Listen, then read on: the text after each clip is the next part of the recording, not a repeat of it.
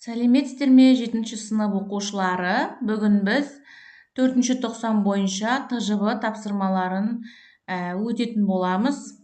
Яғни ТЖБ 4 тапсырмадан тұрады. Listening – тыңдалым, reading – оқылым, writing – жазылым, speaking – сөйлеу, айтылым. Listening task 1. Listen and choose between A, B, C or D. Use a link to listen information. Мына жердегі көк сілтемені басып, бірінші мына тапсырмаларды орындамай тұрып, тыңдалымды тыңдап алуларыңыз керек, Мына жерде мысал ретінде көрсетіп қойған. Ары қарай мен бірінші тапсырмадан бастай берейін. According to the speaker, fashion is B. Strange B. Answer B. Сөйлеушіге сәйкес сан дейді, Мына жерде сөйлеушіге сәйкесі strange болады екен.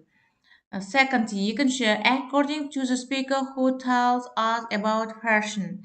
Бұл жердегі сән туралы әңгіменің сән туралы айтылғаны адамдар дейді. D people болады екен. Ары қарай, continue listening to tape and fill in the gaps with no more than 2 words. Мына жерде ары қарай тыңдалымды жалғастыра отырып, екі сөзден артық емес сөз жазуларымыз керек. Keeps up with fashion is expensive these days. Бұл жерде expensive болады, қымбат деген, қазіргі уақыттағы сәнге ілесу өте қымбат дейді. The craziest fashion is a luxury brands. Ең ақылсыз манағыдай сән бұл люкс брендтер дейді. Ары қарай, fifth, choose the correct answer, манағыдай қайсысы дұрыс, соны белгілеңіздер дейді. How much do people spend on fashionable things? Month's salary. B. Адамдар сәнді заттарға қанша ақша жұмсайды дейді, айлық жалақысын жұмсайды екен. Next, what is the speaker happy with? Сөйлеуші немен қуанып тұр дейді, мына жерде D. Unknown brand at half the price. Жарты бағадағы белгісіз брендтер дейді, Бұл тыңдалым бойынша айтылып жатқан жауаптар. Келесі, reading бөлімі, айтылым, оқылым бөлімі. Read the text and fill in the table below with necessary information. Мәтінді тыңдай оқи отырып, мәтінді тапсырманы манағы төмендегі кестені толықтыруымыз керек екен. Мына жердегі мәтінді оқиыңыз, содан кейін барып, сіз өздеріңіз оқып аласыздар, содан кейін кестеге көшеміз. Мына жерде біріншісін көрсетіп қойған. Carbohydrates, this is carried in the blood to provide energy. Керекті зат дейді, тамақтанудың маңыздылығы дейді, мысалы. Мына жерде енді бұл жерде carbohydrates дегеніміз көмірсулар энергиямен қамтамасыз ету үшін манағы қанға тасымалданады. First, proteins белоктар өсу үшін дейді және жөндеуге дейді. Fats майлар, to build parts and keep them working properly.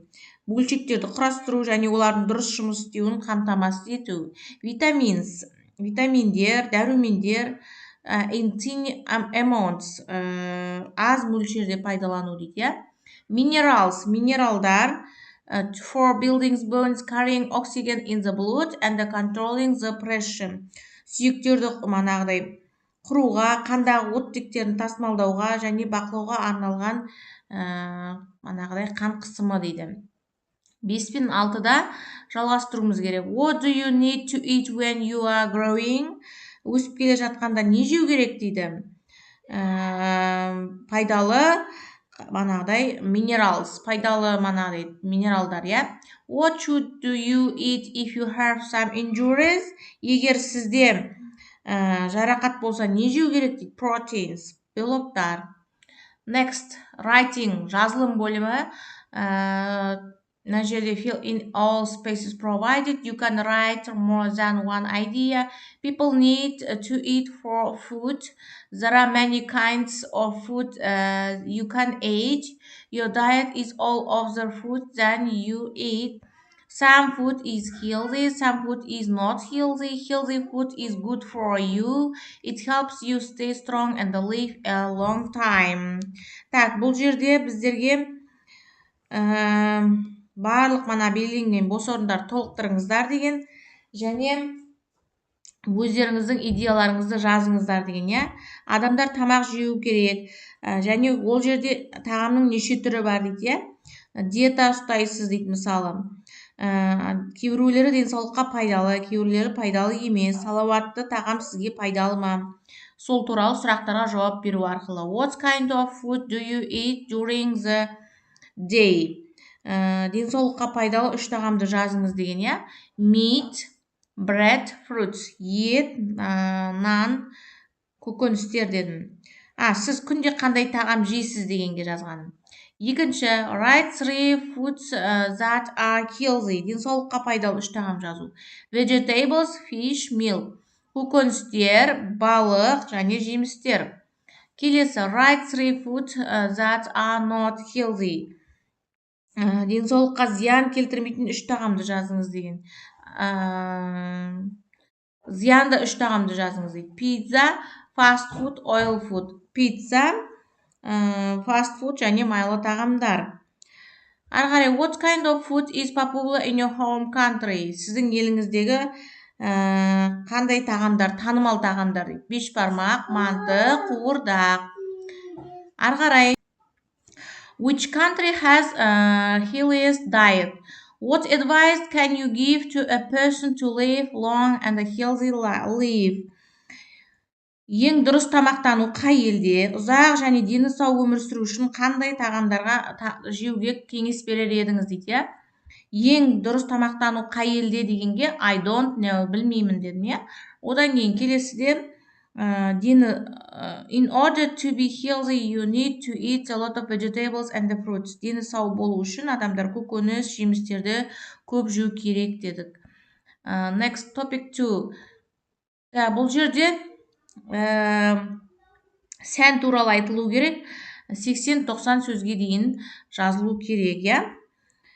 Мына жерде былай жаздым. Today I am wearing my school uniform, which is a dark blue suit, consists of a blazer and the trousers. I am also wearing a light blue shirt with a tie and a pair of black shoes. I can't say I like these clothes, but they aren't too bad. To me, it's a bit boring to wear the same uniform every day. I would like to buy a few bright t-shirts or polo shirts and a pair of jeans. I'm not going to wear them at school. I will wear them in the summer. I have never bought any fashion magazines. I know that girls usually like to look through those magazines. But I'm not interested. For me, it is enough to have a look at my friends' clothes. As for my favorite brands of clothing, I like Nike and H&M because their clothes are so comfy and they are of great quality. Some people spend lots of money on clothes, make them look and feel good about themselves. I believe clothes say a lot about personality. I like wearing the sporty style clothes and they match such personality traits of mine as confidence and optimism. Так, бұл жерде мектеп формасы туралы айтылады. Қара көк түсті костюм кию керек, шалбарлар және ашық көйлек, галстук киіп алдар. Көк көйлек, қара туфли киеді, иә. Бұл киімдерді ұнатам деп айта алмаймын деп. Және кейбір адамдар манағыдай футболка немесе манағыдай жейделер, шалбар, джинсы кигім келеді дейді, иә. Оларды мектепте кимеймін дейді. Оларды мен көбіне жазда киемін деген. Және кейбір адамдар киім-кешекке көп ақша жұмсайды, олар әдемі және жақсы манағыдай өздерін сол кезде жақсы сезінеді дейді. Менің ойымша киім біздің болмысымыз туралы көп нәрсе айтады дейді. Мен спорттық киімдерді кигенді ұнатамын дейді. Менің манағыдай ол маған өзіме сенімділік, тұлғалық қасиеттеріме сәйкес келеді дейді. Next, speaking бөлімінде мына жерде 8 карта беріледі бізге. Сол 8 картаның ішіндегі біреуін таңдап, соған 1-2 минуттың ішінде сол карта бойынша сөйлеуіңіз керек, иә. For example, card number 1. Бірінші карта бойынша мысалы. The healthy lifestyle of your family. What do you do together with your family? Is it possible to have a healthy lifestyle in a modern family? Why do many people try to have a healthy lifestyle? How do you support a healthy lifestyle in your family? Так, осы сұрақтар арқылы да жауап беріп жазуға болады, иә? Мысалы, сіздің отбасыңызбен бірге не істейсіз? Заманауи қазіргі замандағы отбасыда салауатты өмір салтын ұстануды мүмкін бе? Неліктен көптеген адамдар манағыдай салауатты өмір салтын ұстануға тырысады қазіргі уақытта? Және сіз отбасыңызда салауатты өмір салтын қалай қолданасыз, қалай ұстанасыз деген мысалы, иә? Номер 1 карта бойынша көрсетейін. My family and I do exercise every morning. We eat healthy and we also go for evening walks. Yes, you just need to buy quality products. Start sports with your family. For example, every day arrange a bike ride or cross country. Eat more vegetables and fruits because it is very important for them to be a healthy person who will live much longer than the person who does not take care for themselves and their health. I exercise always every day for 2 hours, go to the gym times a week, eat only proper and healthy food. I follow the regime, go to bed at 10 and wake up at 8, drink a lot of water and smoothies. Так, бұл жерде отбасымен күнде таңертең жаттығу жасаймыз, сонымен қатар кешкі серуендерге шығамыз, сапалы өнімді сатып аламыз, отбасымызбен спортпен айналысамыз, мысалы күн сайын велосипед тебу деген сияқты, иә, көкөністер мен жемістерді көп жейміз дейді.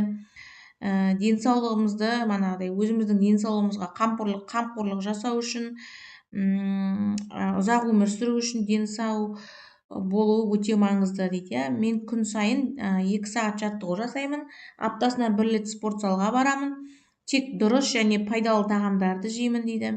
Мен режим сақтаймын, сағат 10-да кешкі 10-да ұйықтаймын, таңғы 9-да 8-де тұрамын дейді. Көп су ішемін және смузи ішемін деп бірінші карта бойынша айтылды. Қалған өздеріңіз осылай таңдап картаны сол карта бойынша сөйлейсіздер. Осымен бүгінгі біздің сабағымыз, ТЖВ сабағымыз аяқталды.